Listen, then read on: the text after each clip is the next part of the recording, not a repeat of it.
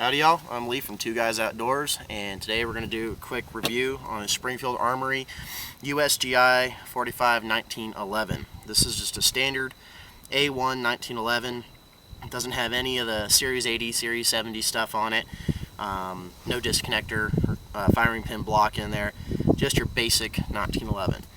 What's nice about these is they retail right around $630, $640. So they're affordable 1911s, but there are definitely some modifications that are going to happen to them. It's your standard 5-inch barrel, the old school classic straight up and down cocking serrations, low profile GI sights, the old school spurred hammer.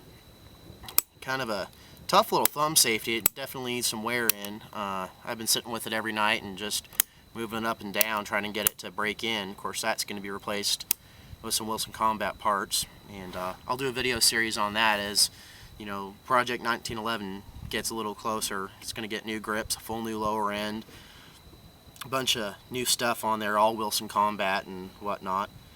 But as far as an out-of-the-box shooter goes, it's a very good gun. It comes with a green, old school kind of standard carrying case, a lot like the original XDs come in, not nearly as nice as the M. But, it works. And then it comes with a double mag carrier that's belt carry. I don't use it because I use Blackhawk mag carriers. And then it also comes with a god-awful, terrible, pathetic excuse for a holster. And whereas the M holster is a really, really nice holster and actually functions very well, the holster that comes with this has a bad habit of grabbing your gun and then not allowing you to get it out unless you finagle it around. So, not a big fan of the holster it comes with. And I got a Blackhawk, which Serpa holster, which we'll do a review on here in a bit. But as far as the gun goes, it's very solid. It does not have the lowered and flared ejection port, which will be fixed eventually. But it's just a standard 1911. I've noticed a few little problems, a few little issues with your GI 1911s. They make two models of these, really. They make the mil-spec model and they make the GI model. The mil-spec model has a bunch of modifications to it that make it a little bit better out-of-the-box shooter, whereas this is a better project gun.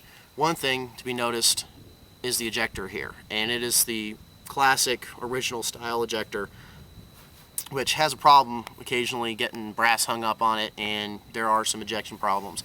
That's easily changed out. There's a little pin here, and you can get a Wilson Combat ejector for like 40 bucks. 20 minutes of work and you're going to get a new one in there. That'll really help.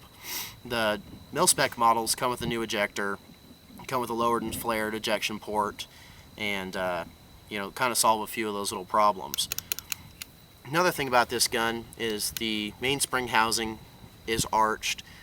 Springfield's starting to do this little lockdown thing on here where you can actually secure the gun. There's a little tool that comes with, allows you to disable the gun. I haven't messed with it yet because, well, it's always loaded and always on my hip, but it's there if you want it.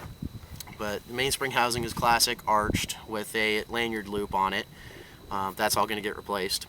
But one thing I've noticed is that they do not bevel the mag wells, and I never really thought about it a whole lot, how much improvement that bevel makes. But holy crap, when you're going to reload and you don't have that bevel in there, it can be a little difficult to get that mag in. So that's going to have to be beveled out. But as far as fit and finish go, the gun's excellent. It comes apart real easy. I mean, you can see the field strip is just simple. Parts seem to be pretty good. I don't think they are cast or forged parts or cast parts. I think they're all MIM, which is another reason to actually replace a lot of the stuff on this gun, simply just to get, a better gun. But classic 1911, it does have a few little issues, feeding some ammo here and there. In fact, I carry Spirit Gold Dot with me as my carry ammo, and I just kind of chomped around the other day, and it shoved the actual projectile back into the case and ruined a $1.50 piece of ammunition, so I was real happy about that. But good, solid little shooter, accurate. Believe it or not, these low-profile GI sights work really well. You just kind of have to get used to them and finagle them a little bit. But real clean trigger break. It's going to be even better though when you get all the new parts on there. But fun as hell to shoot. 5-inch barrel, accurate, You know, the only downside is this is made in Brazil, but you know, what can you say? A lot of stuff's being made overseas these days by the major firearms manufacturers. So that pretty much does it. Stick with us, and we'll keep you updated on all the modifications that are coming.